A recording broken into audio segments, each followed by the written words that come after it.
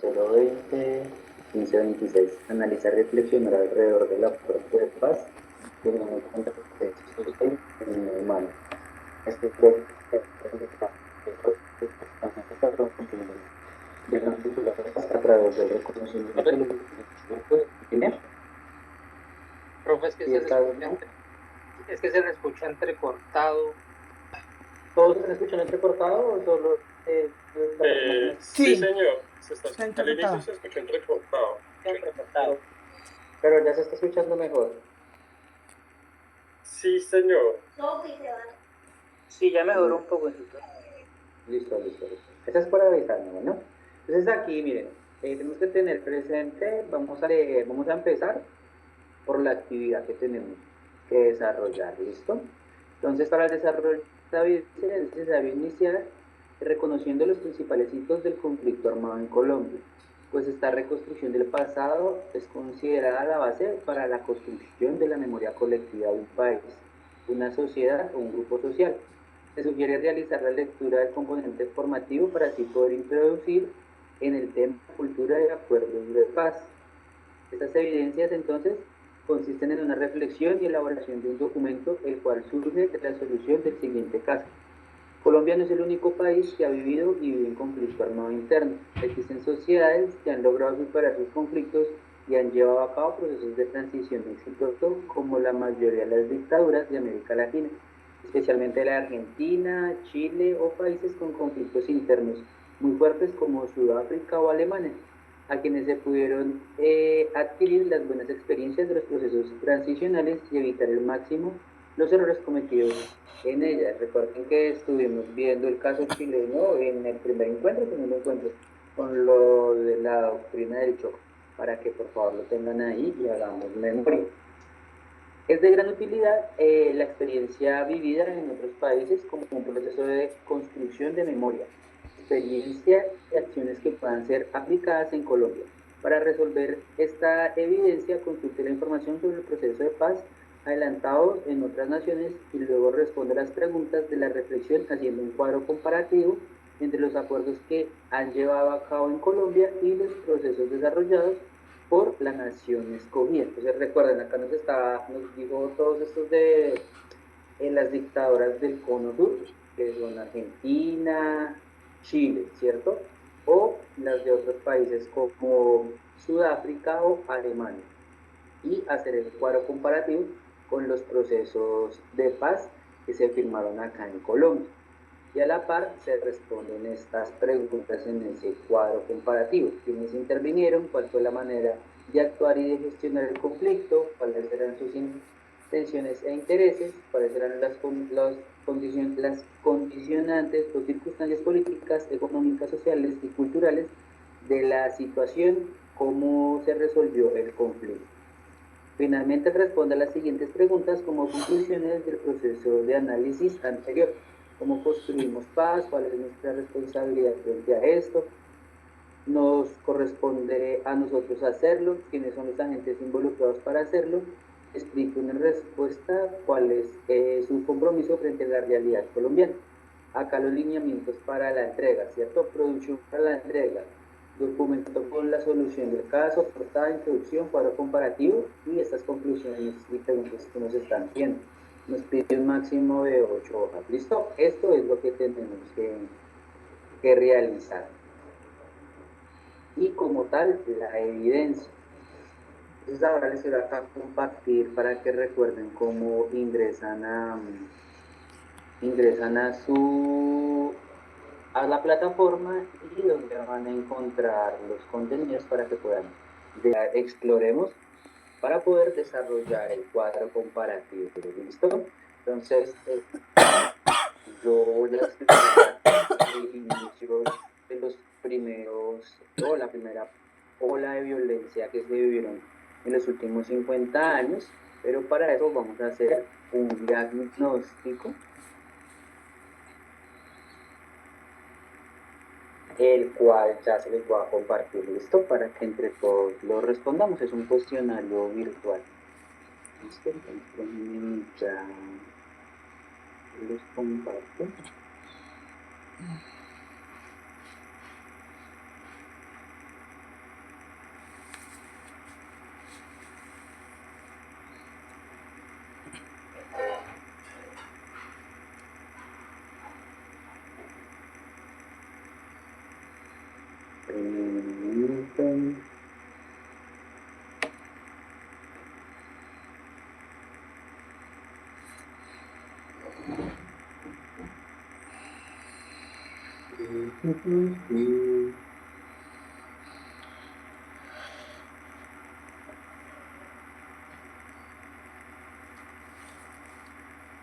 Están viendo, ¿qué están viendo en tu pantalla?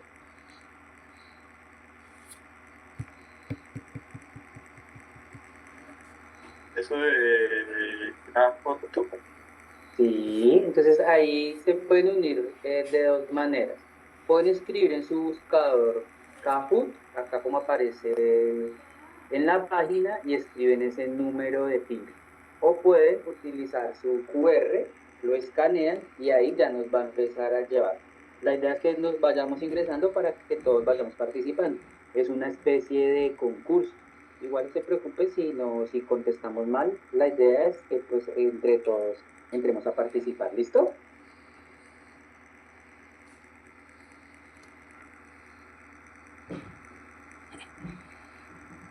Entonces venga, les copio la dirección y se las envío por el chat para que puedan ingresar y ingresen con el número que tenemos ahí en la pantalla. Al chat envié la página donde ustedes pueden ingresar.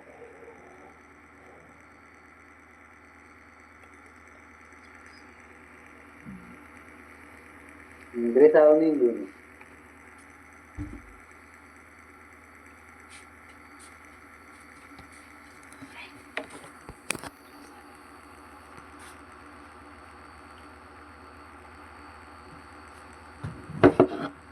¿Saben cómo sacar el QR de su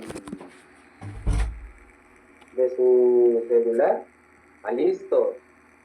John ya, Eli también ya se está conectando. Muy bien.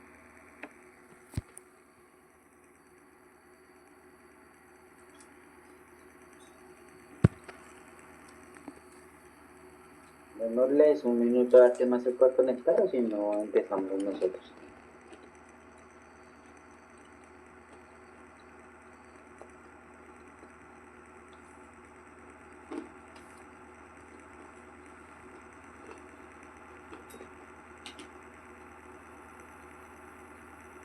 A ver quién más se puede. Listo, Steven, muy bien.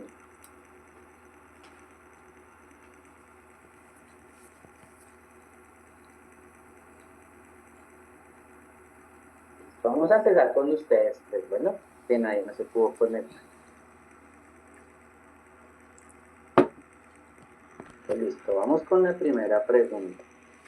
Diagnóstico del conflicto en Colombia. 3, 2, 1, 0.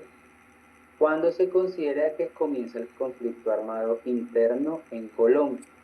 La idea es que marquen con el color que ustedes crean. Entonces, en 1990 con la creación de los paramilitares, azul; en 1810 con la independencia, C; en la década de 1960 con la aparición de las guerrillas, en 2002 durante el gobierno de Álvaro Uribe Vélez.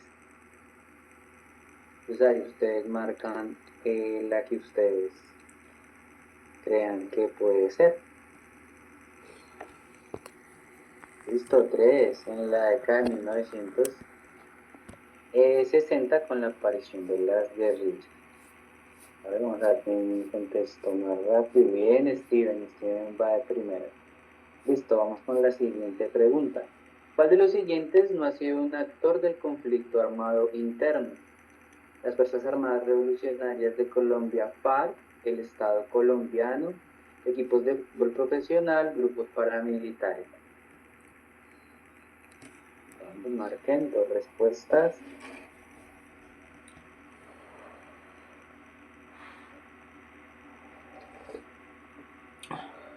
Vamos a ver quién contestó más rápido. Steven va punteando. ¿Cuál de las siguientes causas ha influido más en el origen del conflicto armado? A. Las diferencias sociales y la concentración de tierra. B. El gusto por las armas. C. Los deportes y la cultura popular; la falta de recursos naturales. Bien. Steven sigue punteando. que se firmó en el 2006 entre el gobierno de Colombia y las FARC. A. Un tratado de libre comercio, un acuerdo de paz, un pacto político internacional. D. Una ley de amnistía total. Bien. Entonces, sigue.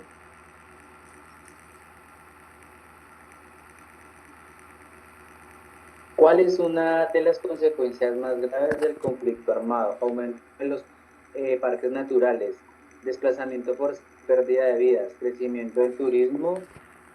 Bien.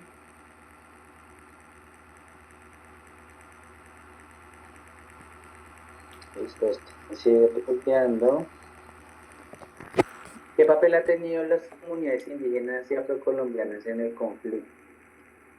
Han sido principalmente víctimas y defensoras de su territorio, son quienes controlan el ejército, no han participado ni se han visto afectadas, han promovido el conflicto por razones culturales.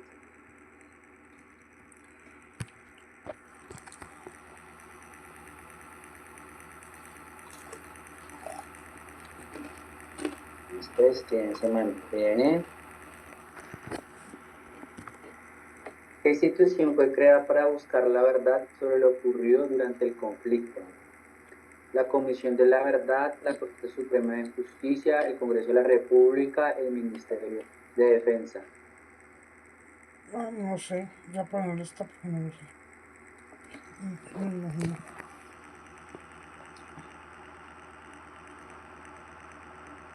Vamos, quien se mantiene, ya casi lo pueden alcanzar.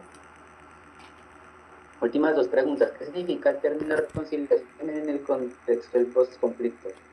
Olvidar lo que pasó y no hablar del tema, buscar venganza por lo ocurrido, reconstruir relaciones y promover el perdón entre los afectados.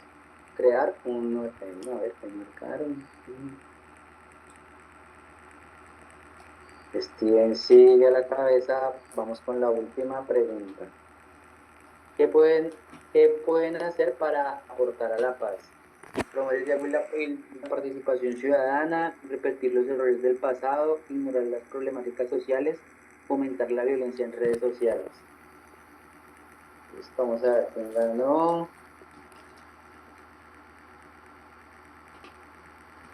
Tercer puesto para Eli. Segundo puesto para John. Y primer puesto para Steven. Muy bien. Bueno, compañeros, aquí vamos a dejar de compartir pantalla y vamos a ver un video. Bueno, antes de esto, yo les hago la pregunta a ustedes. Para ustedes, ¿qué fue el Bogotazo? ¿Ustedes qué palabras se les vienen a la cabeza o a la mente?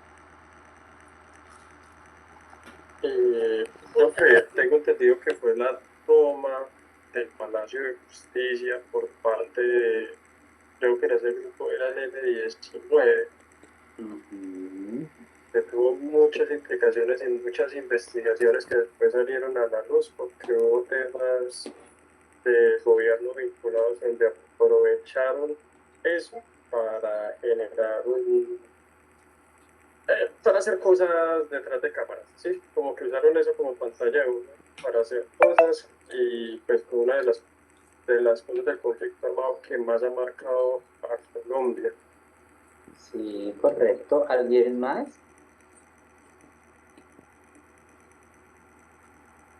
Que no se quiera participar.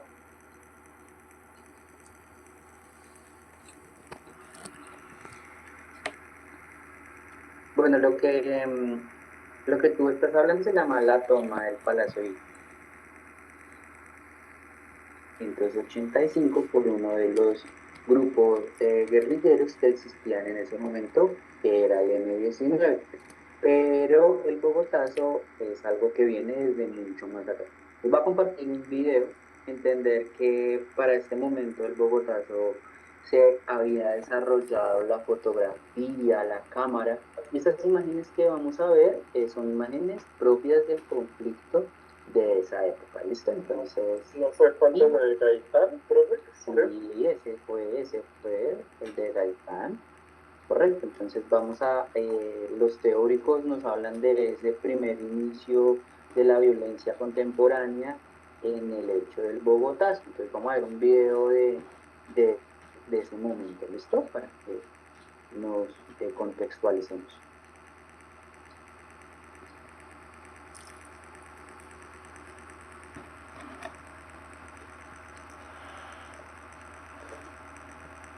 Ya lo están viendo en pantalla, ¿sí?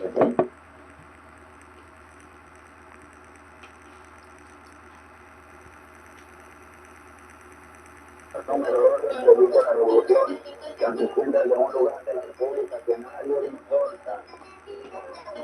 Pueblo liberal de Colombia, la suerte está echada. No debemos de retroceder un solo instante. El gobierno de Ortina Pérez está tambaleando. Nuestro movimiento se suspende cuando damos la cabeza de Ortina Pérez rodando por las calles de Bogotá.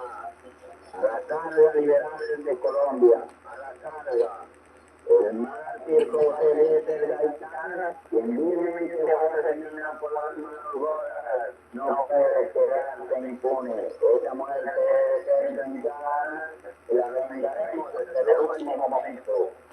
Amarillo Gómez, que dirige el gobierno Gómez, ha querido acabar como el pueblo liberal de Colombia, asesinando como un correo, lanzando a la policía colombia ahora, llena de familias. Doctor Mato de la Turquete, doctor Mato de la Turquete, organiza las medidas solucionarias. Héctor González Rodríguez, director de la Radio Nacional con informe sobre el movimiento. Liberal de Colombia, el gobierno conservador ha caído. Empieza a ser vengado.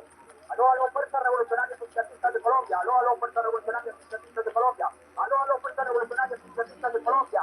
La revolución acaba en sus manos. ¡Viva la revolución!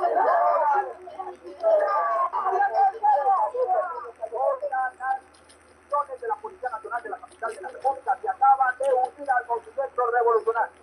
Todas las instituciones de la Policía de la capital de la República de Colombia que acaban de unir al movimiento revolucionario. A los organizadores sindicales, todas las directivas revolucionarias que están presentes de las milicias civiles que tienen una cinta roja sobre la frente. Esas milicias civiles acaban de rechazar un ministerio del ejército que venía desalojarnos de la Radioescuela Nacional. No es cierto que el ejército esté con el gobierno conservador. Debemos controlar y apretar de la orden del Palacio para que la motorización del ejército apaleara y masacrara al pueblo liberal de Bogotá. El ejército se rebeló y está de parte de la revolución. En este momento, Bogotá está en llamas y en poder del pueblo liberal, del ejército liberal y de la policía liberal. Continúan ustedes denunciando últimas noticias, órgano de ejecución del movimiento revolucionario conocido en Bogotá y ejecutan al doctor de Ávila desde el Comité Ejecutivo de la Junta Nacional de Gobierno y disminuyendo de las órdenes del decreto a todos los pobladores del país.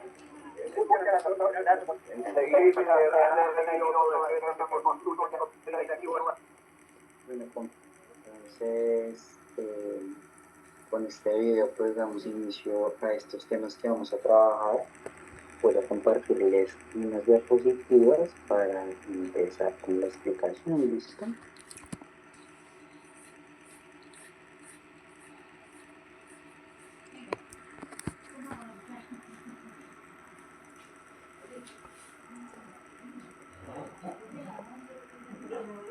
Nos hace entender que hasta ese momento, antes del 9 de abril de 1948, solo existían dos partidos políticos como tal, el Partido Liberal y el Partido Conservador.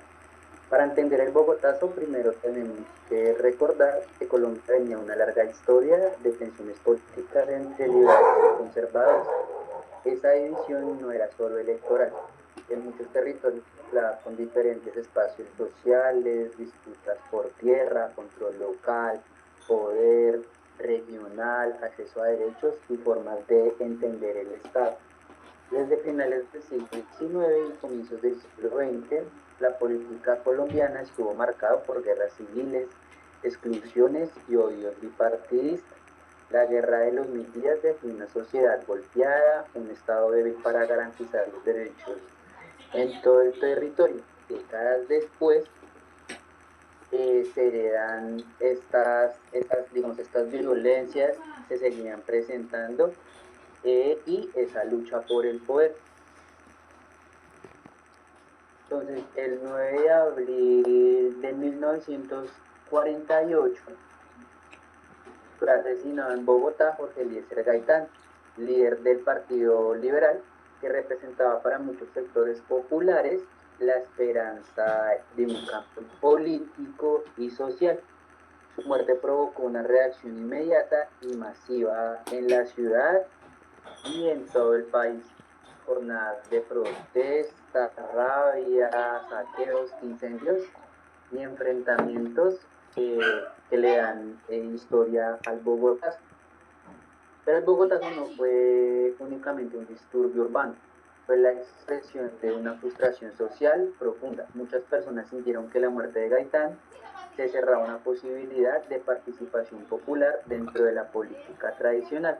Por eso el hecho debe entenderse como una ruptura emocional y política histórica a nivel nacional.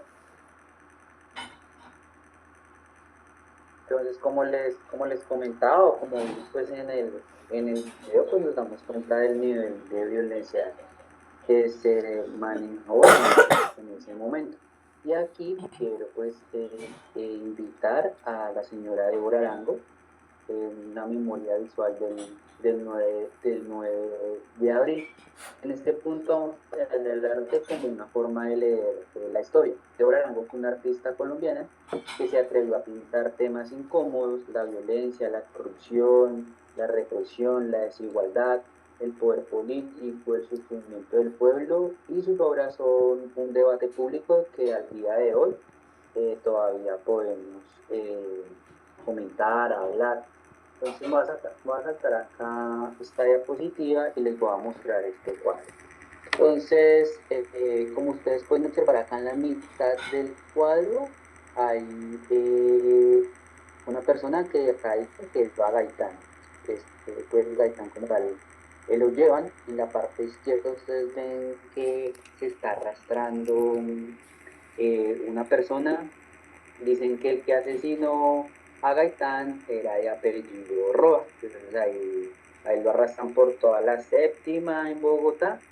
También pues tenemos el ejército. Recordemos que el ejército está en manos del gobierno conservador, está en la parte superior izquierda, y la Iglesia Católica, que cumple un papel fundamental.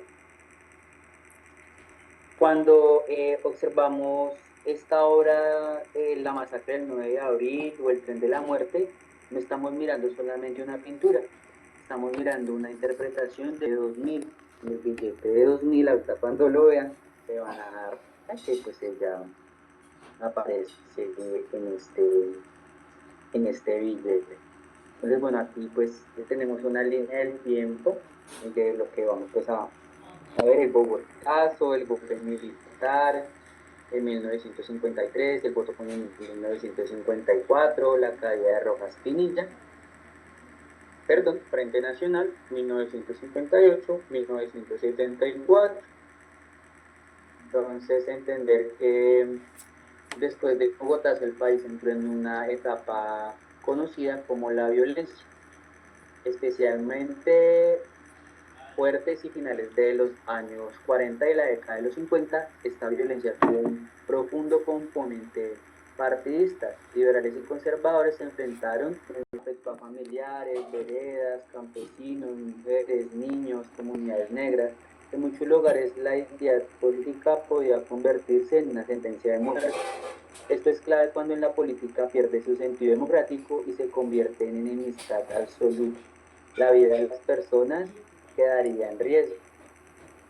Entonces, en ese escenario que estamos hablando, entraría la figura de Rojas Pinilla. Claro que les he venido pues comentando la cultura como una manifestación de esa época y cómo pues hasta el día de hoy aún podemos observarlo y se puede construir el debate público a partir de esto. Entonces, el golpe de Estado se da el 13 de junio de 1953. Esos dos cuadros que están viendo acá también son de Débora Arana. El 13 de junio de 1953, el general Gustavo Rojas Pinilla asumió el poder mediante el golpe de Estado. En ese momento, distintos sectores lo recibieron como una posible salida a la violencia partidista. Recordemos que la violencia partidista es la violencia entre los dos únicos partidos que existían hasta ese momento. ¿Cuáles eran?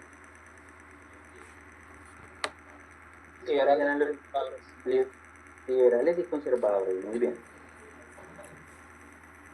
Y la crisis del gobierno conservador, su discurso habla de paz, justicia y libertad.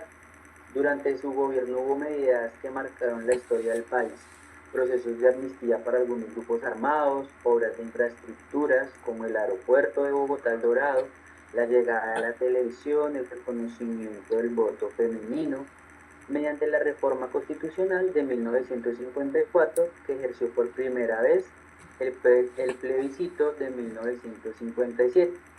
Pero una lectura crítica exige mirar las dos caras de Rojas Pinillas. No fue solamente la modernización de su gobierno, también tuvo rasgos autoritarios, censura, control de la oposición, persecución a sectores críticos, represión de la protesta y concentración del poder. ¿Puede un gobierno presentarse como salvador de paz y al mismo tiempo limitar libertades? Entonces acá en este cuadro que vemos, espero que alguien está conectado.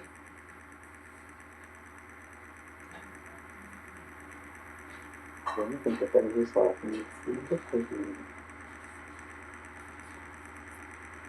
entonces, bueno, aquí en este segundo cuadro de Rojas Pinilla, entonces la pintora relata o dibuja a las esferas del poder, en este caso los militares, los dibuja como sapos, ¿listo? Entonces, recordemos que había un grupo, bueno, los primeros grupos paramilitares, los primeros grupos que estuvieron armados y con ayuda del Estado fueron los pájaros, o también conocidos como los chulaví, que se ven representados en la parte izquierda. No sé si ven unos pájaros.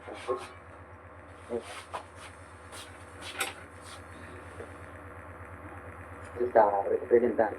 Volvemos con el poder de la iglesia en el arzobispo que está a la parte derecha y podemos ver pues el gran dinero que concentraron estas personas debajo de la mesa. Entonces, Débora Arana observó este periodo con una mirada profundamente crítica. En su obra Rojas Pinilla y la Junta Militar aparecen símbolos, exageraciones, personajes deformados, personas cargadas de ironía. Su pintura busca hacer un retrato, no busca hacer un retrato amable del poder, busca denunciarlo. Cuando el artista representa a los gobernantes de manera incómoda, está diciendo que el poder debe ser observado, cuestionado, discutido. Esta es una lección ciudadana muy importante. Ninguna autoridad está por encima de la crítica democrática. Al presentar las obras se puede preguntar, nos podemos preguntar cómo aparece representado el poder. La imagen genera confianza o sospecha. ¿Qué símbolos usa el artista para cuestionar a los gobernantes?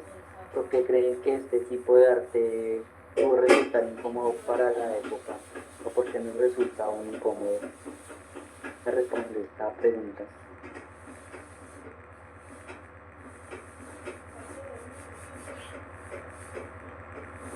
¿Nadie? Vamos a pasar. Es el de la época, creo que hoy en día, de hecho, todo el mundo sabe que siempre el gobierno del poder tiene una parte que sí obra por el ciudadano, pero la otra solo por sus propios intereses y el desarrollo. Es como que sería en una cátedra, creo que es una sátira que sería válida hoy, cuando se creó hace 40 años, por lo que veo, como que va a seguir así. Más hasta que aprendamos. Listo. Entonces, bueno, es por lo que dice que es importante que aprendamos, es también la importancia de nosotros, pues, conocer nuestra historia, ¿cierto? Digamos, esta unidad y este material que nos ha preparado Sayuna para que nosotros podamos tener algunos inicios del conflicto armado, es importante saberlo como ciudadanos y poder profundizar en estos temas.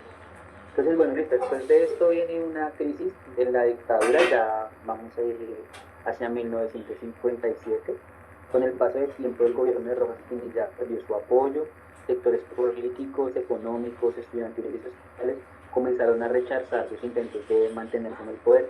En 1957, en medio de un paro cívico nacional y presión política, Rojas Pinilla renuncia y deja el gobierno en manos de una junta militar, la quíntuple que se llama, que fueron una serie de militares. Este momento es importante porque muestra que la salida de una dictadura no significa automáticamente una democracia amplia. La pregunta que se abrió fue cómo reorganizar el poder, cómo evitar que el regreso a la violencia partidista, cómo garantizar estabilidad política. La respuesta de las élites liberales y conservadores fue el Frente Nacional, un pacto que buscó cerrar la confrontación entre los partidos tradicionales, pero que también dejó por fuera otros sectores políticos y sociales que no veían representación en en estos dos partidos.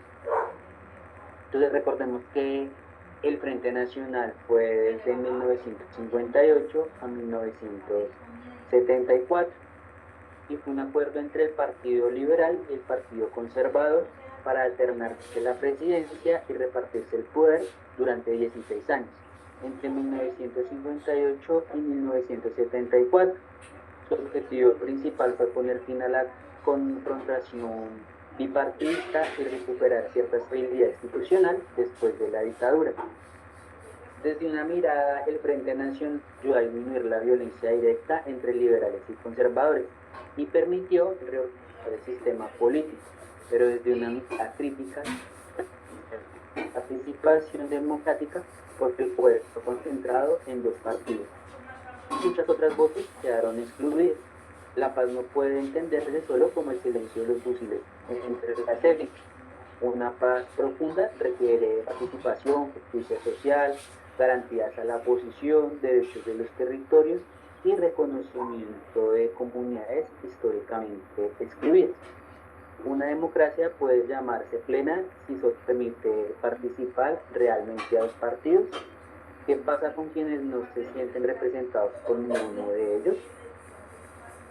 Entonces, pues esto también, pues, al solo estar estos dos partidos y pues no poder representar otras miradas, otros puntos de vista, otras representaciones de otros grupos, hace que también, pues, se generen las guerrillas.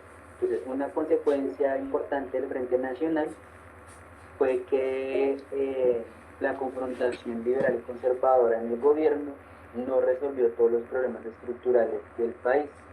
Persistieron las desigualdades rurales, el conflicto por la tierra, la pobreza, la concentración de poder, la falta de participación para sectores alternativos.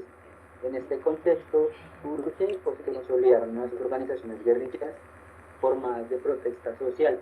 No se puede decir que el Frente Nacional sea la única causa del conflicto armado posterior, pero sí contribuyó a un escenario de cierre político en muchos sectores siniestros que no tenían espacio real dentro de las instituciones. La historia nos explica cómo una sola causa del conflicto colombiano tiene raíces múltiples, económicas, políticas, sociales, territoriales, internacionales. Por eso la tarea del ciudadano crítico es no quedarse con una simple visión, sino mirarla desde una mirada más compleja. ¿Listo?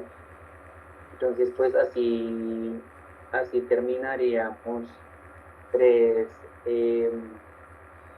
sucesos importantes en la historia del inicio de la violencia del conflicto colombiano: el Bogotazo, la dictadura de Rojas Pinilla y el Frente Nacional, que terminaría en el 74.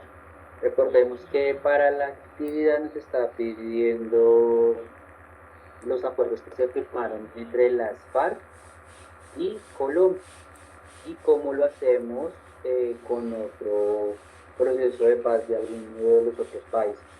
Entonces, tenemos así, compañeros, cualquier duda, cualquier pregunta.